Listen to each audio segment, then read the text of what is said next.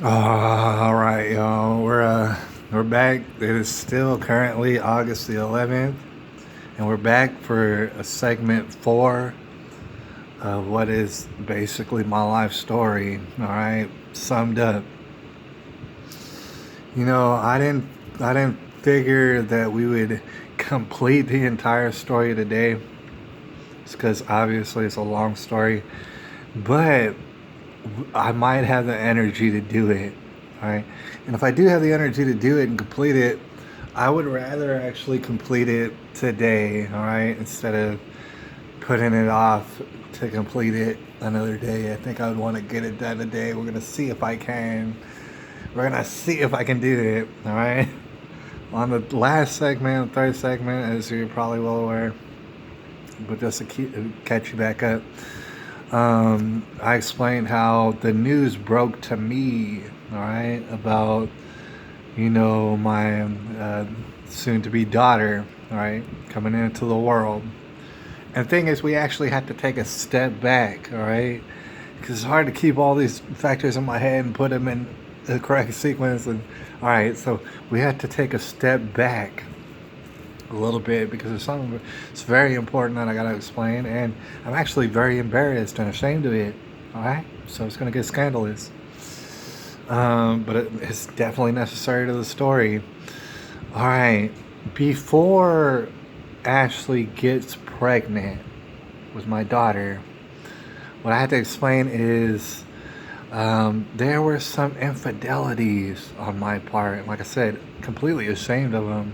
All right, should have never happened. But as I explained before, me and Ashley, it just didn't have the spark that I was used to. Like that, we didn't. You know what I'm saying? We weren't like bunny rabbits for each other necessarily. There was times and occasions when stuff did happen, right? But it wasn't very often, all right? And there is no excuse for these infidelities. I'm here to tell you, all right? Very ashamed of it, all right? But it's very necessary to the story that I explain that in the beginning months of me, and Ashley, like I explained, we didn't see each other very often. Lived in the same apartment, but there was big chunks of time in which we weren't in the apartment at the same time. We had very hectic schedules, right? And what I had to explain is that there were, I believe, two, could have been three, but three tops, all right, maximum times that I had actually gotten back, into contact with my ex girlfriend from back in the day, that redhead, right? And all my hormones were going wild and stuff like that, and there is no excuse. But there were 2 to 3 infidelities took place. Now this is before I ever heard about a baby, all right? Um, and the thing is, I gotta explain real briefly that when it came to Lacey, the redhead, all right, we had these infidelities, all right, up in the apartment and stuff like that, 2 to maybe 3 times, all right. And this was actually around about the time that Ashley moved into the apartment. I mean, it's very close to that time. And anyways, after a while that Ashley had been in the apartment, me and Lacey, more myself actually, kind of wound up calling it off. Calling it quits. Just going behind the scenes and doing these little things. I kind of called it off. So I don't. We're done here, right? We're done, and that wound up happening, and that was for the best, obviously. And I do have to explain that there was one and a half times, I guess you might say, in which there was another infidelity by myself, right, on my own part, and like I said, totally ashamed, unexcusable that I had these infidelities with this other lady, all right, and her name was Miriam. All right, we're not gonna get into the details, whatever. But her name was Miriam, and she was actually working at the Chinese food restaurant that I had been working at. She had taken a liking to me and stuff, and just my hormones running wild. It is no excuse. It isn't. But I wound up taking advantage of it, right? And Miriam, there's no bragging or anything like that, but she was a looker, all right? She had this attractiveness to her and stuff. And so she kind of pulled me in like a tractor beam and stuff. And she's one of those ladies who's like, oh, you got a girlfriend? It don't matter to me and stuff like that. So we wound up doing that sort of thing. Like I said, like maybe 1.5 times. I guess you might say 2 times probably. And that's very embarrassing, right? And mind you, Ashley didn't know about these things, right? Or at least, even if she had a suspicion, she didn't know for sure that that's what happened or anything like that. And what I gotta explain is, like I said, no excuse. There is no excuse. I'm not trying to like make myself look good in this angle because I was not. All right, but I had to stress just so that it's very clear. The moment that I heard that I was having a baby, all right, that actually had a baby in the belly, from that moment on, no infidelities ever again, all right, and never even thought about it, all right, just never even thought about it. It was committed. I heard that I had a baby. It's like, dude, all this fraternizing, I can't afford it. I don't want to afford it. It's done. There's no way I can play around at this point. This is calling it quits, and that's how I was. All right, for the whole rest of the time, never did I do that sort of thing. Never did I attempt to do that sort of thing. Never did it cross my mind to do that sort of thing. All right, I was ready to have something of a commitment to my baby's mama, Ashley, right? And I do have to explain, like most of the Generation X's, I'm at the tail end of the Generation X, that sort of age range. Of course, most of us had no freaking clue. And as far as marriage goes, like a lot of us didn't have no use for it. Me personally, the whole idea of marriage was like, nah. I mean, it was just not a thing that I was considering at all, right? Because I had seen how the generation before ended in total nightmare and despair, dude. It was like there was no promising examples of marriage around me for me to see to say, oh yeah, that's something that I want to do, all right? So that never came up in those times and stuff, all right? It was just we're having a baby. People have babies all the time without getting married and stuff like that. And so we can try to pull it off, make it work, and stuff like that. And so that's what we kind of did. All right. What I gotta explain is, trying to keep it together as far as bills go, as far as purchasing all the things that go into, getting ready for your first baby and stuff like that. There's a lot of expense that goes into it. God bless everybody around. They were also contributing, through baby showers and this and that, to all the expenses that it took to, as far as diapers and everything else. If you're a parent, it's very expensive. All right, so we're getting ready for that and stuff. We're still living in that apartment, that first apartment that I had, my very first own apartment. We're still living in there. And, I start to grow. I don't know if it's like a hormonal thing or something like that, but my mind starts expanding and stuff like that. I start realizing, hey, I should have some sort of sense of responsibility or something like this. I think that's necessary at this point. And so my mind starts expanding all during this whole pregnancy. All right. I started looking up stuff on the internet and stuff like that. I started having questions. All right. And for example, I'll give you an example. My diet starts to drastically change. All right. My whole life, I just got to say pizza rolls and burritos, frozen burritos, and eating at the restaurants that I've been working at, whether it be Tex-Mex food or Chinese food or whatever, dude. that's bad for you. All right, just to let you know, that's not something you should do habitually. All right, it'll give you diabetes for sure. So, um, terrible diet. Just terrible, right? Especially when funds were low and stuff, man. I remember when Ashley at first met me and stuff. I swear to you, the only thing in my refrigerator, if I'm trying to be entirely accurate, the only thing that I had in my refrigerator were frozen burritos and Coca Colas. All right, that was my diet and stuff. That was me, trying to keep my bills together and stuff like that. I didn't give a dang. Frozen burritos and Coca Colas. Maybe I'd have slices of cheese that I could put on top of the burrito. Dude, like my diet all coming up as a young kid, all up until getting ladies pregnant, right?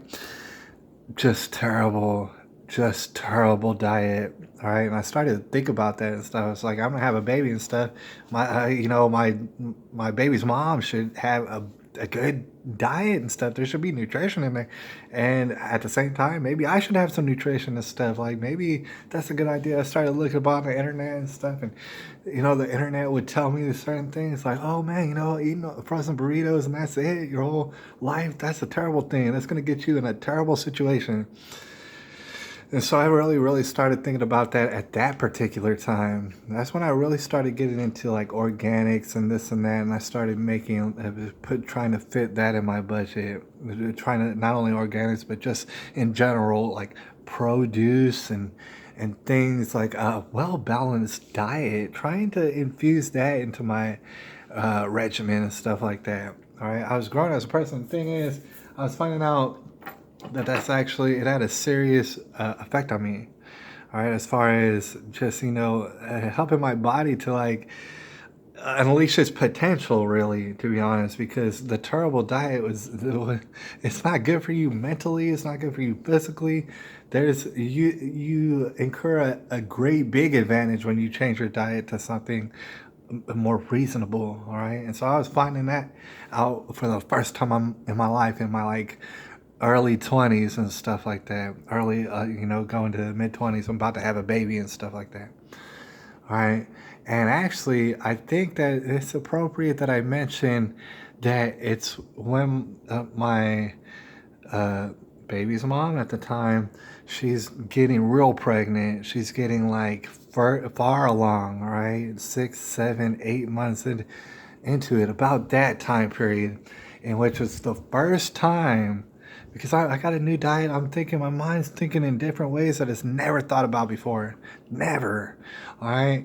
And so I'm on the internet. I'm asking all sort of questions, not just to include diet, but about all sort of things that I never even contemplated. All right. And I started to ask interesting questions they never crossed my mind. All sort of interesting questions, all sort of them. But for example, for the first time, I was really starting to ask questions about 9/11, right? Which would happen a long time ago in regards to that particular period of time. 9/11 that happened when I was in high school. I was like I believe I was a sophomore that year, if I remember correctly. Either that or a freshman. I guess I don't remember exactly, but I was young and in high school when 9/11 happened. Never thought about it. I mean, I thought about it, but never questioned it or anything until this period. I was questioning that. I was questioning all sort of things. I had all sort of questions. All right, and I would type in the questions on Google and see if maybe somebody had some sort of answers for him and stuff, or I at least was asking the same kind of questions. So I would do that lots of times, just during the nighttime and stuff, and I would dive down different rabbit holes, all right, for the first time in my life. Okay, and I noticed that after a while, with all my weird questions that I started asking on Google, the same face kept popping up. And the first time that I saw the face, I was just like, oh, I don't know who that is. And I just kept asking different questions and went other places on the internet. But the same face would keep popping up, to the point is where I just couldn't even help it no more. I had to ask myself, who is this guy? Because I've asked all sort of questions. I keep asking these questions, many multiple questions, and this particular guy's face keeps popping up, and he's asking the same questions. He keeps talking about the same things I'm talking about. Who is this guy? All right, and finally curiosity got the best of me.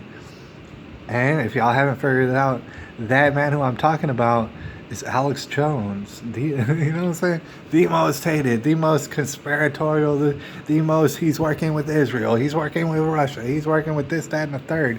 Oh, he can't be trusted, blah, blah, blah. I've heard it 1,000 times, right? But that's how it started out. I was asking these questions. I saw Alex Jones asking the questions, and then I started watching his videos. And he would go into all this detail, and he'd be asking all sort of questions. And he had a certain temperament about him that honestly I started taking to right away. I started watching more and more of his videos, whenever I had the free time and stuff like that.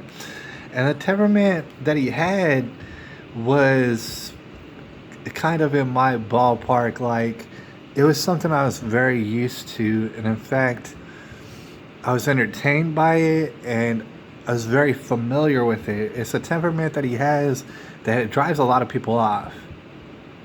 All right, it puts a lot of people off, and then that he gets very frazzled, and he gets very hot under the collar. Alex Jones, he will eventually start talking about crazy things to the point where he's yelling. He is yelling at the camera and stuff like that. And the thing is, as far as Central Texas goes, South Central Texas, I gotta let you know, that is not unfamiliar to me. To see someone get red in the face and really talk with their chest and really ask questions and really not give a damn and really to lose their temper.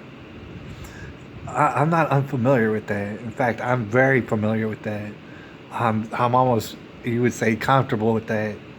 All right, so I know that puts a lot of people off and stuff like that. They think, oh, he's overdoing it. Oh, he's acting some sort of way because it's an act, and he's just doing this to make money.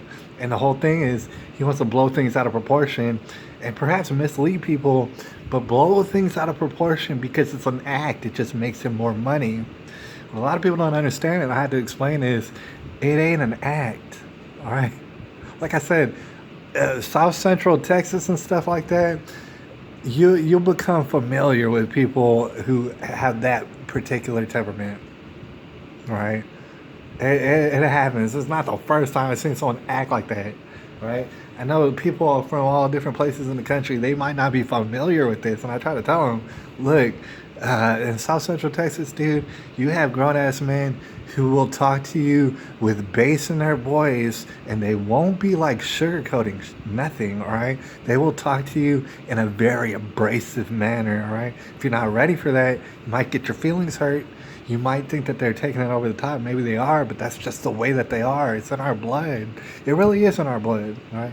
It's not to say every man out there is like that. And in fact, as the millennials come along and stuff like that, I notice that they're becoming very soft, very, very soft. But when it comes to older guys, like, say 20 years older than me, 15, 20 years older and beyond, those guys have a temper. They have high blood pressure, dude. It's something in the soil or something, dude. Like, it's something in our blood and stuff that it makes it boil. We'll get red in the face, dude. You know what I'm saying? It's like we will lose our temper bad, and it just happens, right? So I took to that immediately. A lot of people be put off by that, but I was liking what he was doing. I really liked what he was doing. I really liked the questions that he was asking, and I was getting all sort of different insight now onto the world. Like, my perspective of the world was becoming more expansive. And it's not to say, oh, I'm in an Alex Jones cult and he was the only person that I was listening to this whole time. That's not the case, man. But Alex Jones just so happened to become one of my favorites immediately. All right, and then I would be listening to all sort of other people asking questions, and in that particular time on the internet, it was like a free for all, dude. People were asking just all these things that I had never heard of before. All right, and so it was kind of definitely a coming of age point in my life and stuff where stuff is really becoming quite interesting to me. And in fact, for example, history was becoming very interesting to me at that point. And I realized that in school, all throughout my school career, history was freaking boring, right? I was always bored by history. I could never remember dates. History was very boring. I had no interest in it until I started finding out more about the world. And then I found out that history is actually unbelievable. I mean, it's completely insane and stuff, and it's actually very, very exciting to hear different things about history. It's actually really, really exciting and stuff like that. And I realized, okay, the reason why it was so boring in school is whether they knew it or not, the teachers didn't matter. They were lying. That's why it was so boring. That's why it was so interesting because they were lying about most of it, to the point almost all of it. Right? And that's what I explain to these young kids out here who are in school. You're being lied to, unbelievably so. And it's like not my opinion. It's very cut and dry. Y'all being lied to all over the place. That's why it's so boring. All right. But anyways, my mind was all growing and stuff like that. I'm about to have a baby and things of this nature. And sometimes I would tell my baby's mama at that point, or she's soon to be, I would tell her about these certain things that I was looking up on the internet. She would ask me about it, and I would tell her like little tidbits because some of the stuff I was hearing on the internet was so wild that it's like, dude, I can't tell you what I'm watching on the internet because it's so wild. Like, I can give you a little taste of what it is that I'm hearing and stuff people talk about, to include Alex Jones, but only a little bit because you're gonna totally lose your mind, and I can't have you doing that when you're pregnant with my baby and stuff. So I'll give you a little taste about what it is that I've been watching on the internet and stuff like that, what I've been hearing people say and stuff like that. What's the reason why I've been changing my diet and stuff, and I'm changing our diet when we go to the grocery stores, why I'm buying all this different stuff and why that's important. How come nutrition is actually important for not only human beings but especially people about to be parents, right? And I'm learning all that and stuff like that. Okay. Then it comes to the point of actually having the baby, and just to fast forward to having the baby, and this was in the summertime. Like I said, we just celebrated her birthday. It's July 27th. I've already let that be known on my channel a few times, so there's no point in hiding it. It's July 27th. All right, we wind up having the baby, and I don't know if it's significant, but the baby is past due by the time she actually comes out, and a lot of people are familiar with this, where it's like, dang, it's coming towards about 10 months that Ashley's been pregnant and stuff like that, and by the time she wound up having a baby, she was ready to have that dang baby, dude. She couldn't hardly take it no more. She couldn't hardly take it. And so, okay, we wind up having a baby and stuff, all right? And it's a wonderful thing. I was actually there during the whole, I was in the room while it was all going down, and it was incredible, dude. Like, unforgettable, obviously. And anybody who's been in a room, all this happening, it's incredible experience. It's magic, all right? It's mystical what's going on, all right? I don't know if it matters so much, but I want to explain that there is trouble during the pregnancy, during the delivery, during the labor and everything like that. There was a situation that came up in which they had to let Ashley know, look, your baby is in the wrong position, all right? She ain't ready, she ain't going to come out that direction, all right? What we need to do, and some people might be familiar out there, is we need to take your belly and smush it. We need to turn this baby around so the baby's coming out in the right direction. And they actually grabbed her by the belly and was just like You know what I'm saying? Like gently and stuff. They were very professional about it, but they had to flip the baby around so that the baby would come out the right way. And in fact, there was a point when they were sincerely contemplating whether or not they would have to C-section Ashley. All right, they were leaning towards it. Um, I forget who exactly was the one, because there were some midwives in there, and there's like nurses and stuff. There's like a doctor and the whole shebang.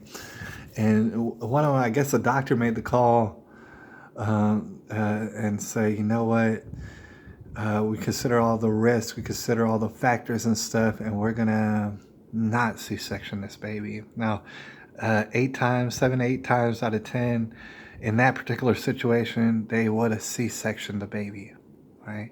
But for some reason, with all the factors involved and stuff, they said, no, we're not gonna do it. We're gonna have this baby regular style, and they do. And like I said, I'm in the room while it happens and stuff, man, and it was magic. All right, and I'm over here actually by Ashley, like while it's happening and stuff. I'm not in the whole side of the room where you see all sort of craziness happening.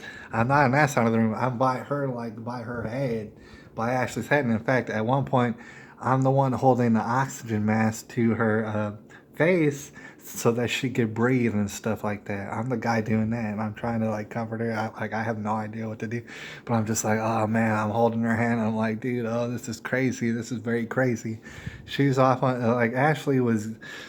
She had that what you call it, epidural and stuff like that. I mean, it got hectic, all right. And so Ashley, by the time she's having the baby, she's about near exhausted, all right, into a damn coma. Like she's gone through a marathon of baby labor, all right. She's about ready to give out. All right, and I see the baby's head coming through and stuff, and she had hair actually. I saw that's the first thing I saw was brown hair, and in fact, the nurse during the labor I saw kind of like made a mohawk out of her hair, her brown hair, and I wasn't gonna say anything, but that's what I noticed. Like my little baby had like a brown mohawk when she was coming out, and I could see that at an angle, and I'm just like, oh man, this is nuts and stuff. And then she winds up popping out after a little while, and it was crazy. It was interesting. It was very interesting and it's gross, just to let y'all know. I mean, but it was mystical. It was amazing, and yeah, it was gross. Like I said, my baby was overdue, you know, so she was so overdue, that as soon as my baby popped out, she actually pooped everywhere. Like she was developed, all right. She had pooped. She immediately pooped, and my baby's mama she actually wound up throwing up. All right, not to do with the poop, like this separate. My baby was pooping. Ashley was throwing up.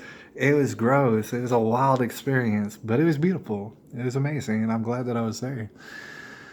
It's pretty dang amazing. All right.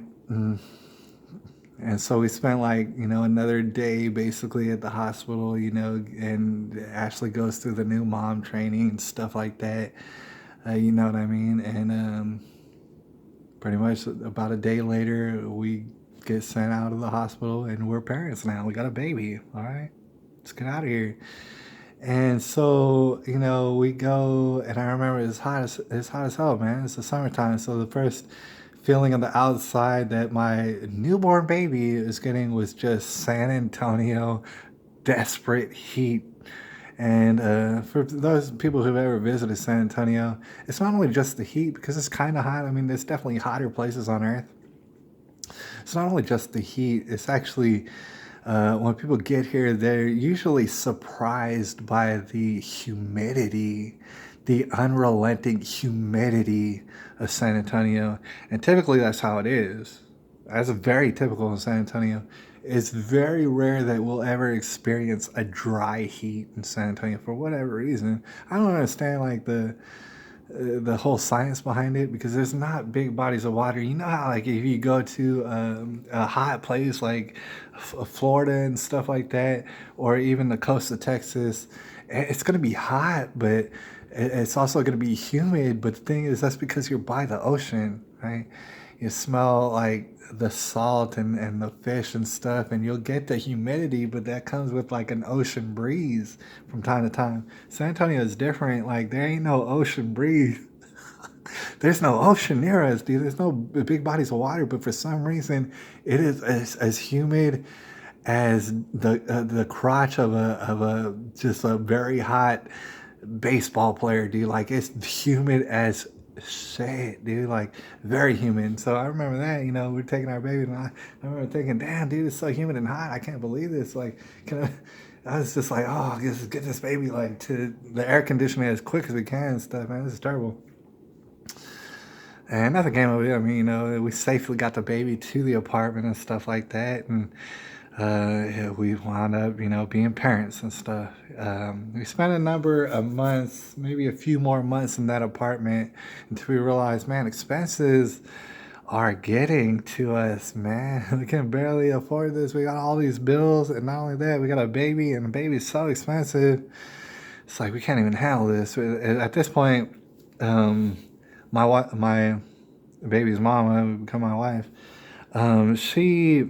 She was an EMT, and in fact, she became an EMT. She got out of school and she became an EMT. Probably two, maybe three, probably around 2 months before realizing that she was pregnant. All right, just to give you an idea.